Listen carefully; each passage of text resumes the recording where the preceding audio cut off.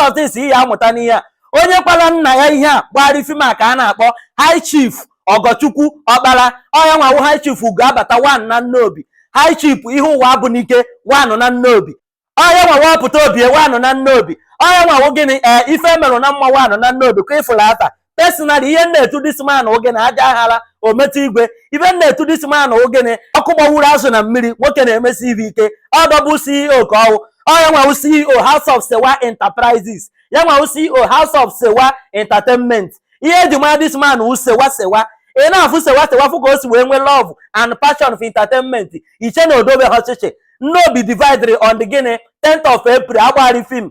Maka this man kwachala nna ya tube nna ya ugo. This man kwachala nna ya. A lot of people shut down.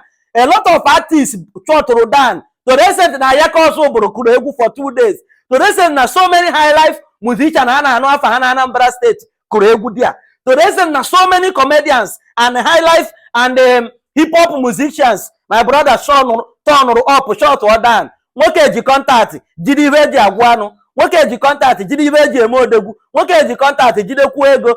Ọ dị mmadụ ya ka ọ na-awụ inecha anya agwa gị na gịnị ego dị ngwa ahịa dị chọpụ juru eju and onwe onye ọga ji ụgwọ. High Chief Ugoabata 1 na Nnobi odegwu mesiri ike akata isi egbuo na Nnobi. Hey, ịgbari film.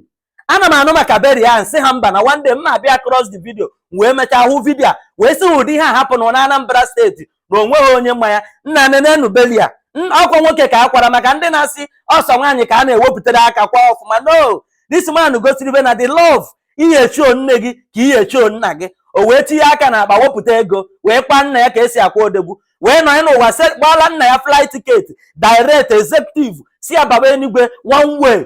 Maka inenecha beri ya were fụ ụdị ndị ụkọchukwu bịara lee ya anointing n'isi this man kpee ekpere niile this man ya na multitude and crowd azụrụ nni iwe maa na nwoke gbachọka were na-aba enigwe na onwe ihe na-eme ka iji ego na-akwa nna gị kwara nna gị ka High Chief ihe mere na mma na Nnobi. Ịkwara nna gị ka High Chief Ugoabata na Nnobi. Ịkwara nna gị ka High Chief Ogochukwu Okpala odegwu menwere ihe the CEO House of Sewa ọbata obie na Nnobi ọpụta ọgbatụba na Nnobi.